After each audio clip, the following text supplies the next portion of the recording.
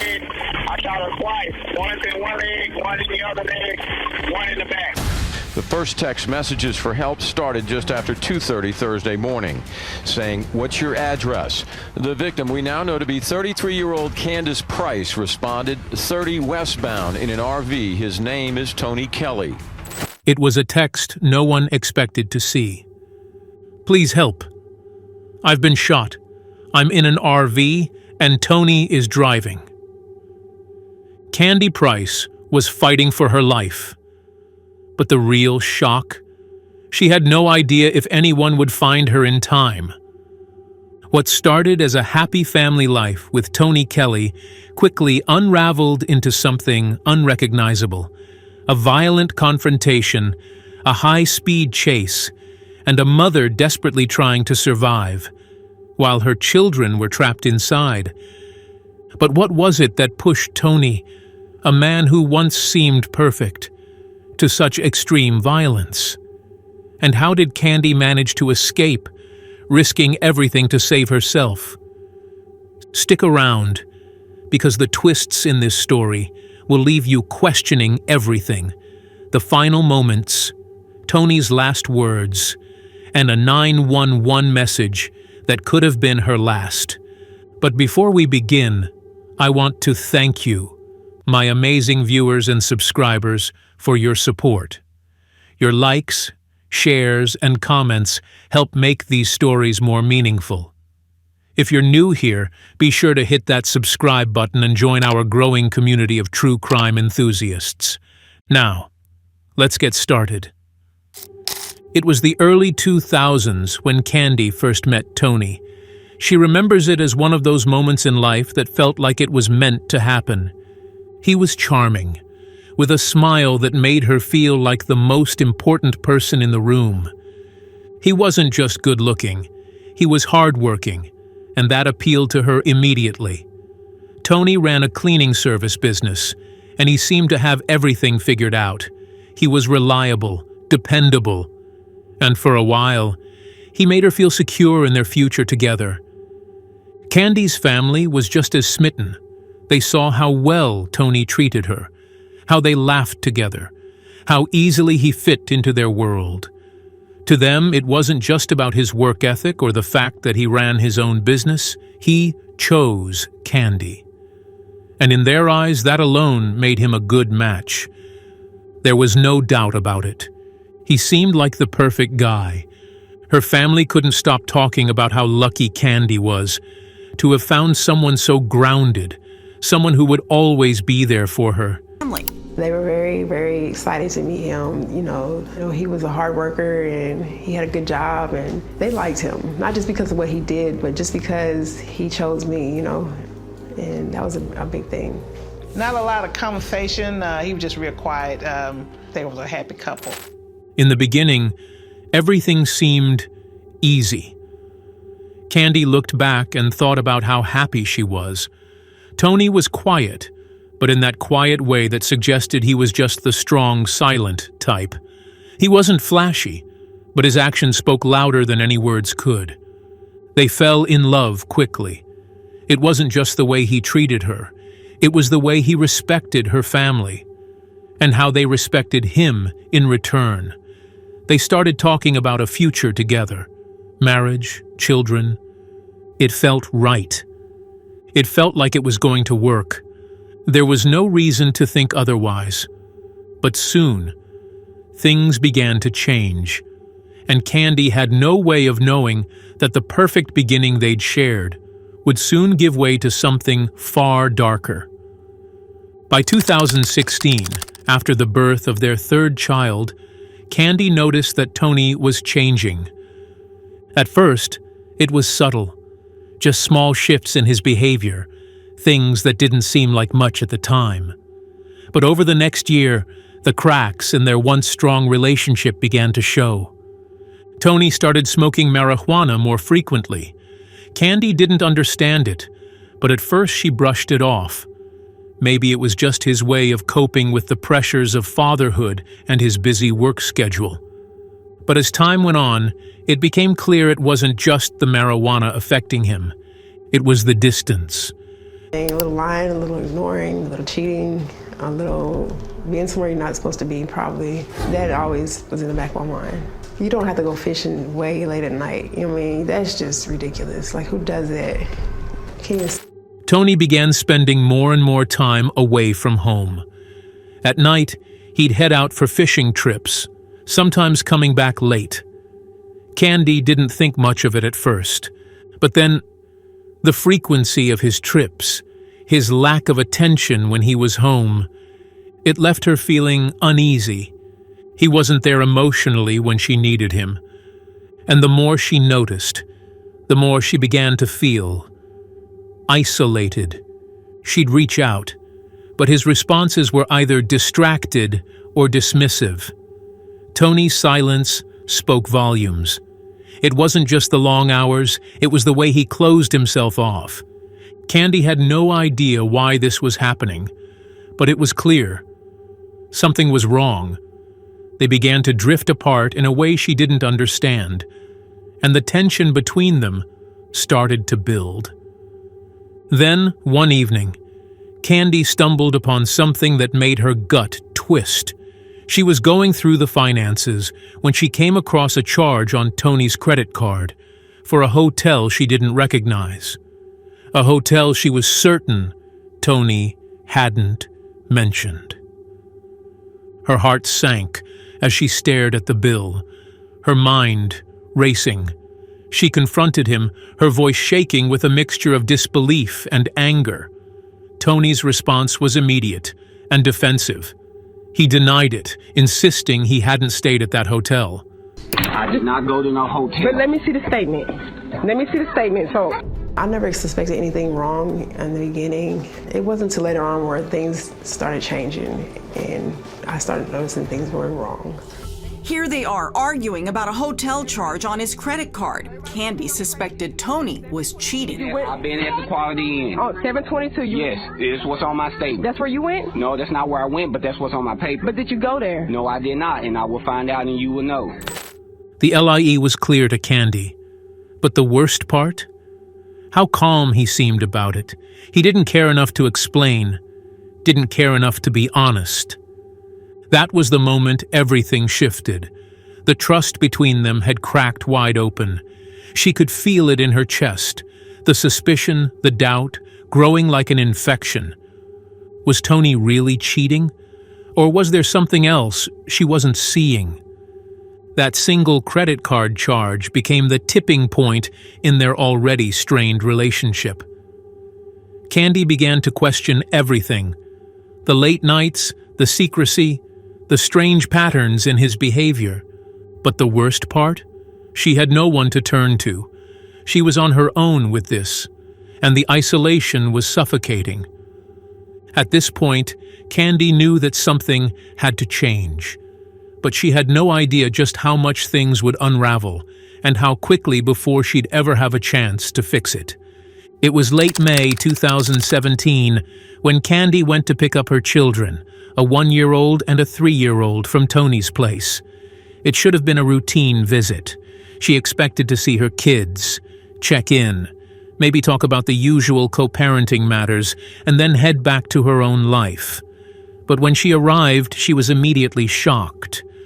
The children were in dirty diapers, full and sagging, like they hadn't been changed in hours. She couldn't believe her eyes. The neglect was obvious. Candy felt her heart drop. This wasn't just a small oversight. This was something serious, something that couldn't be ignored.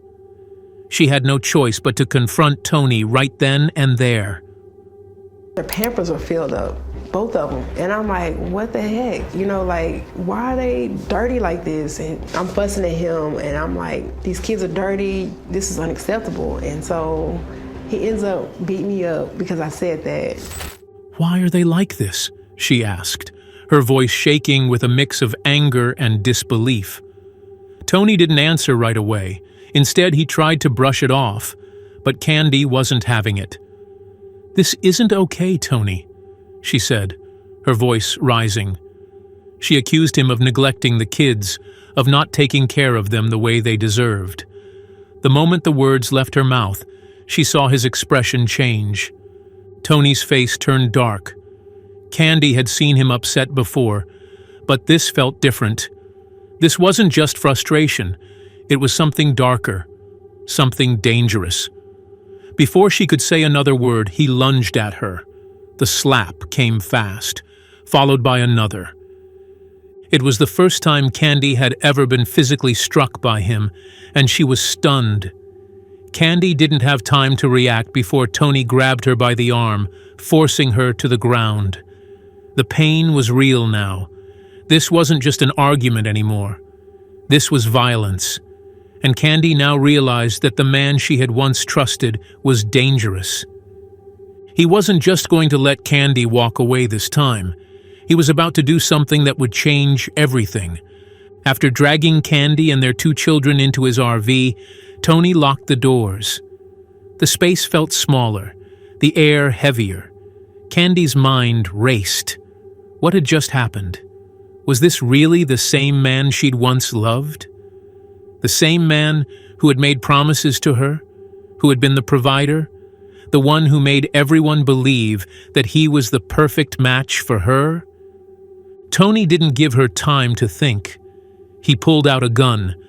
The cold steel of the barrel pressed against her, and Candy's breath caught in her chest. "If you don't shut up, I'll shoot," he said. The words were chilling, but Candy knew that this was no empty threat. Her heart hammered in her chest, her mind spinning. In a desperate attempt to calm him down, Candy lied. She told him she was pregnant with his child. Maybe, just maybe, it would soften him, make him rethink his rage.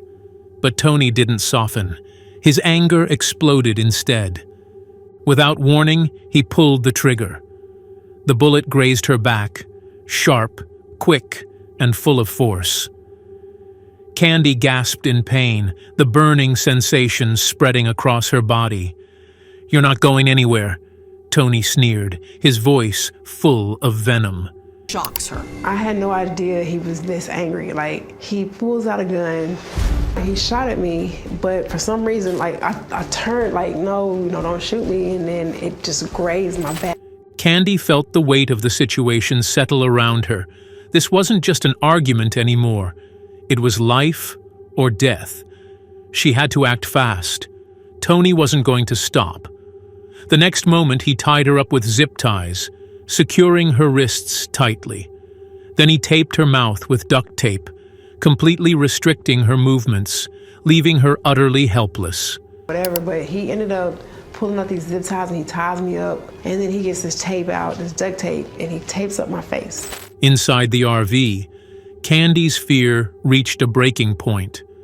She didn't know what he was capable of now. She had to escape. If she didn't, she wasn't sure she'd make it out alive. Her only hope was to act quickly. As Tony slowed the RV, Candy saw her chance. With all the strength she had left, she broke free from the restraints and made a run for it. Her legs burned with every step, but she didn't stop. She ran into a nearby apartment complex, hoping someone would hear her, hoping someone would help. A stranger appeared, noticing her distress. He offered assistance. She couldn't believe it.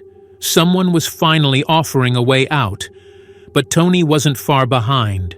He came after her, grabbing her by the arm, dragging her back to the RV. "You want to lose your life?" Tony threatened the man who had tried to help. The stranger froze, scared.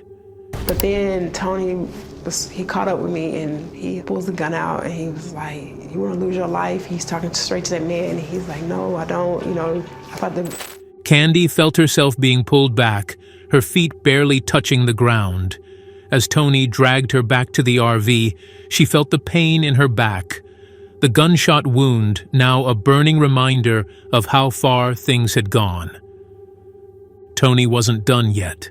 Once inside the RV again, he pulled the trigger one more time. Candy felt a sharp pain in her leg, a cry escaping her lips as the bullet hit its mark. This was real. The pain was undeniable. Tony was truly capable of killing her if she didn't find a way out. This was the breaking point. This was no longer a dysfunctional relationship. This was violence, control, and a desperate struggle for survival. Candy had to find a way out before it was too late. Candy sat there, bound, her wrists aching from the tight zip ties. Her face was still throbbing from the impact of Tony's violence, her leg burning from the gunshot wound. But none of that hurt as much as the fear, the realization that she might not make it out alive. The RV's engine roared as Tony sped down the highway, his grip tight on the wheel.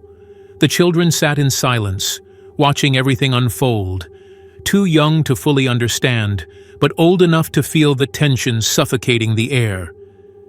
Candy had one last idea. Her voice was soft, calculated, desperate, but not panicked.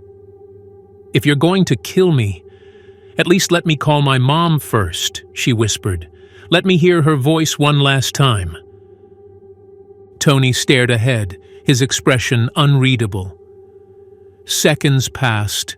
Then he handed her the phone. She took it carefully, her fingers trembling. She had no intention of calling her mother. She had one shot at survival. She had seen something on the news once. Something about texting 911 instead of calling. Maybe, just maybe, she could do it fast enough. She opened a text message. Her fingers moved quickly despite the pain. She typed out everything in short bursts. "I've been shot. I'm in an RV with my children. 30 westbound. His name is Tony Kelli. Send." She prayed they would see it. The phone sat heavy in her lap as she placed it face down, her heart pounding. Tony hadn't noticed. Then, in the distance, red and blue lights and sirens. Tony saw them. His entire body stiffened. He turned to her, eyes dark with suspicion. "Did you call the police?" His voice was ice. Candy barely had time to react before he reached over and grabbed her, shaking her violently. "I didn't, I swear," she gasped, forcing panic into her voice. "I don't know why they're here." The police, and I'm like, "No, baby, I didn't call the police. I swear to God, I did not call the police, because I didn't. I don't know why they're here." I set the phone down, but I didn't have no plans to come back. I knew I was going to try to get out that window again. Tony's breathing became erratic. His grip on the wheel tightened, his foot slamming down on the gas. The RV lurched forward, the speedometer climbing fast. The police were gaining on them. Candy knew this was it.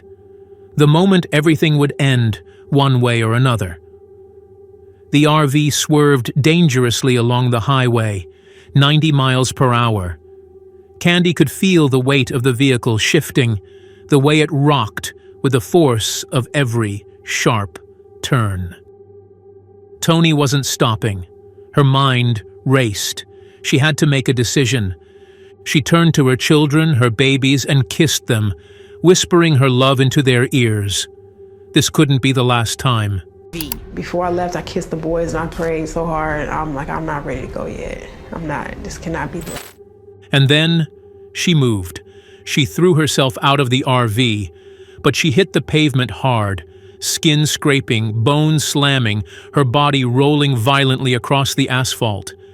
She could barely process the pain, the sheer force of impact, as she tumbled, her head slamming against the ground, but she was alive. But barely and behind her, the RV kept going. RV.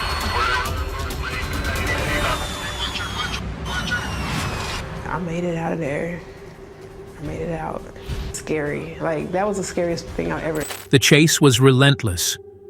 The police were in full pursuit, trailing the RV across 4 Texas counties: Hunt, Rockwall, Dallas, and Tarrant. The flashing red and blue lights reflected off the highway, stretching into the early morning darkness. Tony refused to stop. His foot pressed firmly on the gas, his grip on the wheel tightening with every second. He knew they were closing in, but instead of slowing down, he pushed the RV to its limits. Despite their efforts, officers couldn't immediately stop him. Even when spike strips were deployed, Shredding the tires, causing the RV to drag on its rims, Tony kept going. Sparks flew from the undercarriage, illuminating the dark road as the vehicle struggled forward. Spike strips. Inside, the children remained silent. Their young minds couldn't process the chaos unfolding around them. The only sounds were the roaring engine, the blaring sirens, and Candy's shallow breathing as she lay battered and bleeding on the side of the road. For over an hour, the pursuit continued. The RV swerved dangerously, barely avoiding collisions as Tony desperately tried to escape, but there was no way out. Police had him surrounded. Then, just as suddenly as the chaos had begun, it came to a crashing halt. At 4:40 a.m., near Cooper Street in Arlington, Texas, the RV finally came to a stop. The engine sputtered, the metal grinding against the pavement, unable to go any further. Officers moved in cautiously. They had no idea what Tony's next move would be. Then, the door creaked open. A small figure emerged, one of the children, then another. The engine compartment, so we were getting kind of nervous because the kids were still in there, and Deputy Hampton, he got on the PA system. Suddenly the door opens up and you see a toddler pretty much just get dropped out. The officers rushed forward, arms outstretched. Their training told them to be cautious, but their instincts screamed to protect these kids. The first officer to reach them was Alfonso Olivo, a father of 6. He didn't hesitate. He scooped up both children and ran for cover, shielding them from whatever was about to happen next. Come here, kids! Come here! 4120, we got the kids. Vehicle's on fire. Subject still in the vehicle. I guess you can say all training went out the window, and just a parent instinct in me took over, and I rushed up there, grabbed both children, and made my way to the closest guardrail to get back behind the vehicles for cover. Just as they reached safety, a single gunshot rang out, and inside the RV, Tony was dead. Then, as if the scene hadn't reached its peak of devastation, flames erupted from the RV. The fire spread rapidly, swallowing the vehicle whole. Thick smoke billowed into the sky, the heat so intense that officers had to step back. The flames consumed everything inside. Tony Kelli was gone, and the chase was over. But for Candy, the fight was just beginning. Candy was rushed to Baylor University Medical Center, barely clinging to life. I saw Candy, and she was hooked up to all kind of, life support. Half her face was kind of like it was just gone. All I could see was like the skin. I almost fell backwards, and they had to just push the chair up under me because, I was just like, I just lost my breath. I was like, it was just so devastating to see something. Her injuries were catastrophic: a shattered jaw, 2 fractured hips, and severe facial trauma. The impact of jumping from the RV at 90 miles per hour had nearly killed her. She was placed on life support, her survival uncertain. Hours earlier, her sister-in-law Lois Woodard had received a text message. "Sorry to text you so late. I got shot 2 times in a robbery. I don't know what to say, but I love you." The words made no sense at the time. Lois had no idea that Candy had been kidnapped, beaten, shot, and left for dead. She frantically called hospitals trying to track Candy down, fearing the worst. And when she finally learned what had happened, it was unfathomable. Candy had survived the unthinkable. As the public tried to process what had happened, a new layer of the story emerged. Tony Kelli Jr., one of Tony's older children, spoke out about his father's final moments. "My dad was not a monster," he snapped. He told me, "I didn't die on May 25th. I died on February 11th when she tried to kill me." According to his family, Candy had allegedly tried to poison him with pills on the 11th of February. Whether that was true or not remained unclear, but it painted a different picture of Tony, one that complicated the story. Had he been pushed to his breaking point? Had he been seeking revenge all along? Or had he been spiraling long before that? The truth would never be fully known. Candy, against all odds, survived. When she finally regained consciousness, she had one realization: going after child support wasn't worth it. It wasn't about the money. It wasn't about winning a custody battle. It was about getting out alive. She had fought for years to co-parent with Tony, to keep the peace, to raise their children together, but in the end, some battles become life-threatening. The story left lingering questions. Could this have been prevented? Should the warning signs have been caught sooner? And perhaps the most haunting question of all, if Candy hadn't texted 911, would she still be alive today? But one thing was certain: Candy survived, but she would never be the same. What do you think about this case? Could anything have been done differently? Share your thoughts in the comments. Thank you for watching. If you found this story meaningful, don't forget to like this video and subscribe for more. Your support means a lot to us.